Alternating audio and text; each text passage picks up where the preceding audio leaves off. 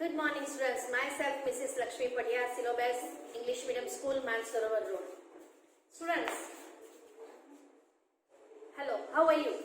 I think so. બહુ મજામાં હશો તમે બધા, હે ના?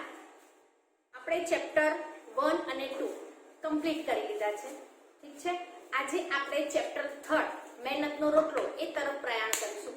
આ ચેપ્ટર તરફ આગળ વધીએ એના પહેલા થોડું લેખક પરિચય લઈ લઈશું. મહેનતનો રોટલો આ ચેપ્ટર પન્નાલાલ પટેલ દ્વારા લખાયેલો છે. પન્નાલાલ પટેલ વિશે થોડી ઘણી માહિતી મેળવી લઈએ. પન્નાલાલ પટેલ, લેખક શ્રી પન્નાલાલ પટેલ, એમનો જન્મ ઈસવીસન 1912માં થયો હતો. એમનું જન્મસ્થળ રાજસ્થાન રાજ્યના માંડલી ગામમાં થયો હતો. અને પન્નાલાલ પટેલ એક શ્રેષ્ઠ નવલકથાકાર છે, જેમનું મૃત્યુ થયું ઈસવીસન 1988માં. અને એમની શ્રેષ્ઠ અને ઉત્તમ પ્રકારની નવલકથાઓ જે છે એ છે માનવીની ભવાઈ અને મળેલા જીવ. એટલી સુંદર નવલકથાઓ છે. આઈ થિંક સો, મને લાગે છે તમારે એકવાર લાઇબ્રેરીમાં જઈ અને આ નવલકથાઓને રીડ કરવી જ જોઈએ. અને એમને આ નવલકથાઓ માટે ભારતીય જ્ઞાનપીઠ પુરસ્કાર એવોર્ડ એનાયત કરવામાં આવ્યો છે. અને રણજીતરામ સુવર્ણ ચંદ્રક આ એવોર્ડ એમને એનાયત કરવામાં આવ્યો છે. મહેનતનો રોટલો પન્નાલાલ પટેલ દ્વારા લખાવેલી એક શ્રેષ્ઠ કથા છે, એક બોધ કથા છે. આ પાઠમાંથી આપણને એક બોધ મળે છે. આ બોધ કથામાં શ્રમ, સ્વાશ્રય, પ્રામાણિકતા એટલે કે મહેનતની વાત કરવામાં, શ્રમની વાત કરવામાં આવી છે, મહેનતની વાત કરવામાં આવી છે. એનો મહિમા ગાવામાં આવ્યો છે. કહી શકાય જાત મહેનત જિંદાબાદ. આપણે આપણી જાત સિવાય ક્યારેય કોઈની પર ભરોસો કરવો જોઈએ નહીં. આમ આ બોધ કથાની અંદર મોચી ભગત વફતનું સ્વીકારવાની ના પાડે છે. અને આ મોચી ભગત દ્વારા આપણને શ્રમ, સ્વાશ્રય અને પ્રામાણિકતાનો બોધ આપણને મળે છે. હવે આપણે આ ચેપ્ટર તરફ આગળ પ્રયાણ કરીશું. પેજ નંબર 8 ટેક્સ્ટબુકમાં ઓપન કરો. એક કાશી નામે નગરી હતી. કાશી નગરીની અંદર એક મોચી રહેતો હતો. એ બહુ જ પ્રમાણિક અને સંતોષી હતો. એકવાર ત્યાંથી એક સાધુ નીકળ્યા અને સાધુએ મોચી ભગતની દુકાને ગયા અને પૂછવા લાગ્યા, મોચી ભગત, મારા પગરખાનું શું પડે? મોચીએ કહ્યું, મારી પાસે સિવેલા તો નથી. સાધુ કે કાંઈ નહીં, સિવેલા ના હોય તો સીવી દો. મોચીએ કહ્યું કે સારું, હું તમારા પગરખા સીવી દઈશ. સાધુ કે બરાબર છે, તો તમે સીવવાનું શું લેશો? સાધુને નવાઈ લાગી. મોચીએ કહ્યું 1.5 રૂપિયો. અરે, સાધુને નવાઈ લાગી, બીજા તો મને 2 રૂપિયા કીધા, તો મને આ મોચીએ મને કેમ 1.5 રૂપિયો કહ્યો? અચ્છા, 1.5 રૂપિયો, આને તો મૂળમાં 1.5 રૂપિયો કહી દીધો, તો 1.5 રૂપિયો છે. તો મોચી સાધુ સામે જોઈને હસવા લાગ્યો. અચ્છા, સાધુ કહે, મોચી ભગત, લેવાના કેટલા? મહારાજે કહ્યું, જેટલા કહેવાના એટલા જ લેવાના. મોચી સાધુ સામે જોઈને હસવા લાગ્યો. કહેવાના એટલા જ લેવાના? મહારાજ, આપની ઈચ્છા હોય તો હું બનાવું. સાધુએ કહ્યું, અચ્છા ચાલો બનાવી દો, કંઈ વાંધો નહીં. મોચી બોલ્યો, તમે પરમ દિવસે આવજો, હું તમને પરમ દિવસે આ વખતે આવશો એટલે હું તમારા પગરખા સિવિલા મારા તૈયાર છે, હું તમને આપી દઈશ. સાધુ કે અચ્છા ચલો, કંઈ વાંધો નહીં. સાધુ કઈ જરૂર હો, હું પરમ દિવસે આ જ સમય આવી જઈશ હો, પણ ઢીલ તો નહીં થાય ને કામમાં, એટલે એને ના પાડી. મોચી કહે, તમે તમારા નિરાંતે જાઓ અને તમે મારા વાયદામાં વિશ્વાસ રાખજો. મારા વાયદામાં વિશ્વાસ રાખજો. બીજા દિવસે વળી મોચીને થયું, લાવ ને આંટો તો મારી આવું. એટલે મોચી ભગતે એનું કામ કેટલે આવ્યું છે એટલી હું ઇન્ક્વાયરી કરી આવું. મોચીએ કહ્યું, બેફિકર રહો સાધુ ભગત, સાધુ મહારાજ, તમારે ચિંતા કરવાની કોઈ જરૂર નથી, હું વાયદો નહીં ચૂકું. છતાંય સાધુને શાંતિ ન મળી. ત્રીજા દિવસે ફરી સવારમાં જઈ આવ્યો સાધુ. સાધુ મહારાજને વિચાર આવ્યો, લાવ ને ફરી એક આંટો માર્યો, સાંજે તો મને તૈયાર મળવાના જ છે, આંટો મારી આવું. પણ આ વખતે તો મોચીએ સાધુની કિંમત કહી, મહારાજ તમને માણસ પરખતા નથી આવડતું, આખી દુનિયા જુઠ્ઠું બોલે છે એમ તમે મને માનો છો? નાહકના શું કામ ધક્કા ખાઓ છો? મેં કહ્યું છે ને કે સાંજે આવજો, તો સાંજે આવજો. સાંજે સમય પ્રમાણે સાધુ હવે પગરખા બિલકુલ તૈયાર હતા. આ જોઈને સાધુ મોચી ઉપર ખૂબ જ ખુશ થઈ ગયો અને સમજી ગયો, હા મોચી ભગત તો સાચુકલો માણસ છે, પ્રામાણિક છે, વાયદાનો પક્કો માણસ છે, એ ક્યારેય જૂઠું નથી બોલતો. એમ કહીને તેને 2 રૂપિયા આપ્યા. તો મોચી કહ્યું, મારી પાસે છૂટા નથી, તમે મને છૂટા આપો ને. સાધુ કહે, જરાક ઊભા રહો મહારાજ, હું સામેની દુકાન પરથી, મોચી કહે છે કે હું પરચુરણ લઈ આવું અને 2 રૂપિયામાંથી તમને 1.5 રૂપિયો છે મારો લઈ અને બાકીના પૈસા હું તમને પરત કરું છું. સાધુએ કહ્યું, રહેવા દો, પૈસાની તમે એટલા પૈસાની તમે 1.5 રૂપિયો લઈ લો અને વધ્યા એ પૈસાની તમે તમાકુ લાવીને પીજો. મોચી કહ્યું, હું તમાકુ પીતો નથી હો. આપણા તરફથી સાધુ કહે છે, બાકીની જે પરચુરણ વધે છે એ આપણા તરફથી તમે જોડા સીવવા માટેની દોરી લઈ આવજો. ના મહારાજા, મને હરામનો પૈસો ન ખપે. હરામના શબ્દનો અર્થ છે આ ચેપ્ટરની અંદર મહેનત વગર. મોચી સામેની દુકાને પરચુરણ લેવા ગયો. સાધુ તો મોચીની ભાવના જોઈને ખૂબ ખુશ થઈ. કેટલો પ્રામાણિક માણસ છે, કેટલો સાચા બોલો માણસ છે.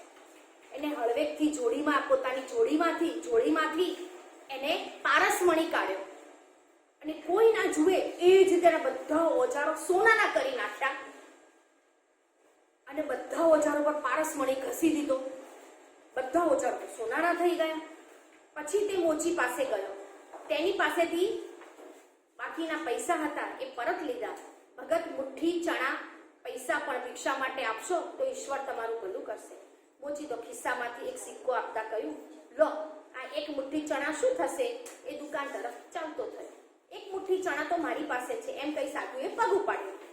મોચી દુકાન પર આવીને જોયું તો એના બધા જ ઓજારો જે હતા, જે પગરખા સીવવા માટેના બધા જ ઓજારો હતા, એ બધા સોનાના થઈ ગયા. એ સમજી ગયો કે ચોક્કસ આ બધું કામ કોનું છે? મોચીનું છે.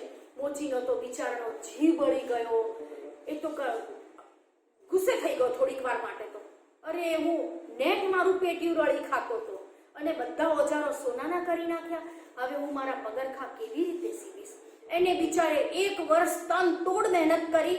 એ પેલા સોનાના ઓજારો હતા એ બધા એને નાખ્યા ડાગળે અને જે એના 1 વર્ષ સખત મહેનત કરીને પાછા એને પોતાના જે ઓરિજિનલ, જે લોખંડના જે જોડા સીવવા માટે ઓરિજિનલ જે મશીનો જોઈએ, જે સામાન જોઈએ, એ બધો એને મેળવ્યો. હવે 2-4-12 મહિના જેવી તો બિચારી મજૂરી કરીને માંડ નવા ઓજારો એને વસાવી શક્યો. એકવાર ભજન ગણગણતો એ સાધુ મહારાજ ફરી ત્યાં એની દુકાન પાસે આવ્યા. મોચીએ જોયું કે આ અવાજ તો પેલા સાધુ મહારાજનો લાગે છે. સાધુએ કહ્યું, ઓજાર બગડી ગયા હતા કે? સાધુ મહારાજ કહે છે, સાધુ નવાઈ લાગી. એમને તો હતું કે પોતાને ઓળખી પડશે ને મોચી ભગત તો શું કરશે? એમને પગે પડશે, ખૂબ ખૂબ આભાર માનશે.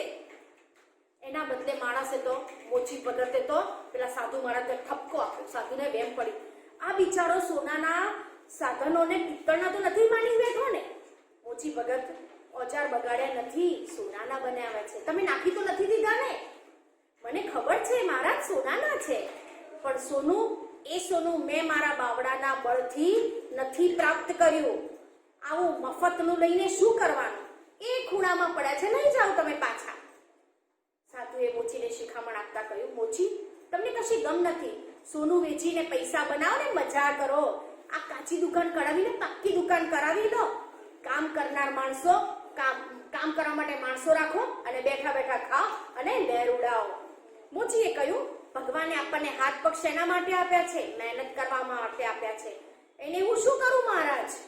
નવાઈ ભરી આંખે સાધુ તો મોચી ભગતની સામે જોઈ રહ્યો. મોચીએ કહ્યું, સાધુ મહારાજ, ભગવાને આપણને કે હાથ પગ બેસી રહેવા માટે નથી આપ્યા, મજૂરી કરવા માટે આપ્યા છે, મહેનત કરવા માટે. આ સાંભળીને સાધુ બોલ્યો, મોચી ભગત, તમારી વાત તો 100% ખરેખરી સોનાથી પણ ઊંચી છે. ભગવાને કામ કરવા માટે જ હાથ પગ આપ્યા છે. હવેથી હું હાથે જ કમાઈને ખાઈશ. તમારા જેવો જીવનનો આનંદ, સાચો આનંદ પ્રાપ્ત કરીશ. અને જીવનમાં પણ જે પરિશ્રમથી મળે છે ને એ ક્યારેય કોઈ જગ્યાએથી આપણને આનંદ પ્રાપ્ત કરી શકાતો નથી. સાધુ તો બહુ ઊંડા વિચારમાં પડી ગયા. પોતાના કામે વળતા મોચીએ સાધુને પૂછ્યું, કેમ ઊંઘા થઈ ગયા? સાધુ કે, હું ઊંઘો નથી થઈ ગયો, વિચારમાં પડી ગયો છું. શા વિચારમાં પડી ગયો છો મહારાજ? મેં તમને કહ્યું છે એ ખોટું છે નહીં? મારી વાત કઈ ખોટી છે? ના, તમારી વાત કઈ ખોટી નથી. સાધુએ મોચી સામે ગંભીર ભાવે જોયું ને કહ્યું, હું પણ નાનું મોટું તો તપ તો કરું જ છું ને. જેમ મારી પાસે સોનું બનાવવાનું સાધન છે, છતાં પણ એનો ઉપયોગ મેં ક્યારેય નથી કર્યો. મારી પાસે પણ પારસમણી છે, એ પારસમણીનો ઉપયોગ મેં ક્યારેય નથી કર્યો. હું તપ કરું છું, ભિક્ષા માંગુ છું અને મારું પેટીયું રળું છું. કોણ કે છે? સાધુ મહારાજ કે છે. કોને કે છે? મોચી ભગતને કે છે. ભિક્ષા માંગીને પેટનો ખાડો પૂરું છું. જે ભિક્ષા જે ગર્વ મારામાં છે એ આજે તમે મારા ઓગાળી દીધો છે. સાધુ મહારાજ મોચી ભગતને કે, આજથી તમે મારા ગુરુ છો. હું તમારો આ દાખલો સદાય માટે યાદ રાખીશ અને ગર્વ ધોતો રહીશ. મોચી કામ કરવાનું ભૂલી ગયો અને સાધુની પીઠ પાછળ સાધુ મહારાજ જતા હતા એની પીઠ સામે એ જોતો રહ્યો. અને મોચી ભગત બબડ્યો, મનમાં બબડ્યો. શું બબડ્યો? કામે વળતા બબડ્યો, આપ જ ખરા સાધુ છો. સ્ટુડન્ટ્સ, મજા આવી ને આ બોધ કથામાં? એટલે મહેનત કરનાર વ્યક્તિને ક્યારેય પણ હિમાલય પણ નડતો નથી. શ્રમ કરનાર વ્યક્તિને ક્યારે હિમાલય પણ આડે નથી આવતો. જે ધારીએ ને એને પામી શકીએ છીએ. તમને યાદ હોય તો મહાભારતની અંદર સર્વશ્રેષ્ઠ ધનુર્ધર અર્જુન કડી મહેનત અને પોતાની સાચી લગનથી એ સર્વશ્રેષ્ઠ ધનુર્ધર બની શક્યો. એટલે કાળા માથાના માનવી માટે કંઈ પણ અશક્ય નથી. જે આપણે જીવનમાં લક્ષ્ય રાખીએ એ લક્ષ્યને પામી શકીએ છીએ. એટલે જીવનમાં સર્વશ્રેષ્ઠ આપણો કોઈ એમ હોય તો એ છે મહેનત. જીવનમાં ક્યારે કોઈનું એમને ન લેવું, મહેનતથી જ લેવું અને કડી મહેનતથી આપણે હિમાલયને પણ સર કરી શકીએ છીએ. સ્ટુડન્ટ્સ, આપણે હવે થોડા શબ્દાર્થ જોઈ લઈએ, એના પછી ક્વેશ્ચન આન્સર જોઈશું. બરાબર છે? ઓકે, જુઓ. પગરખાં એટલે પગનું રક્ષણ કરનાર. ચંપલ, જોડા ગમે તે શબ્દ લખી શકાય છે. હરામનું મેં લેસન એક્સપ્લેન કરતી વખતે જ તમને કહ્યું હતું. હરામનું એટલે આ ચેપ્ટરની અંદર, આ બોધ કથાની અંદર મહેનત વગર. પારસમણી લોક માન્યતા મુજબ સ્પર્શ માત્રમાંથી લોઢાને શું કરી શકાય છે? લોઢાને સોનામાં બદલી નાખનાર મણી. ગમ એટલે સમજ. પેટનો ખાડો પૂરવો, જીવન નિર્વાહ કરવો, ખૂણામાં નાખી દેવું, બેદરકારીથી બાજુમાં મૂકી દેવું. ઠીક છે? ચલો આપણે ક્વેશ્ચન આન્સર તરફ પ્રયાણ કરીએ. Page number 14. ક્વેશ્ચન 1 છે, શોર્ટ ક્વેશ્ચન આન્સર્સ છે. મોચી ભગત સ્વભાવે કેવા હતા? મોચી ભગત સ્વભાવે સાચુકલા, પ્રામાણિક અને સંતોષી હતા. મોચી પરચુરણ લેવા જવાનું કહે છે ત્યારે સાધુ શું કહે છે? મોચી પરચુરણ લેવા જવાનું કહે છે ત્યારે સાધુ શું કહે છે? બાકીના પૈસાનું મારી તરફથી તમે તમાકુ પીજો. મોચી ભગત નવા ઓજાર ક્યારે વસાવી શક્યા? મોચી ભગતે 12 મહિના સખત મહેનત કરી ત્યારે તે નવા ઓજારો વસાવી શક્યા. ક્વેશ્ચન 4. માણસના હાથ પગ વિશે મોચી ભગત શું કહે છે? મોચી ભગત હાથ પગ વિશે માને છે કે ભગવાને આપણને કઈ બેઠા બેઠા ખાવા માટે હાથ પગ આપ્યા નથી, પણ કામ કરવા માટે આપ્યા છે. છેલ્લે મોચી ભગત સાધુ વિશે શું કહે છે? છેલ્લે મોચી ભગત સાધુની પીઠ પાછળ જોતા કહે છે, આપ જ ખરા સાધુ છો. હવે લોંગ ક્વેશ્ચન આન્સર્સ છે એ તમે ટેક્સ્ટ બુકમાંથી રીડ કરો અને હું PDF સેન્ડ કરીશ. એમાંથી તમે ઓન બનાવીને પણ લખી શકો છો. Thank you.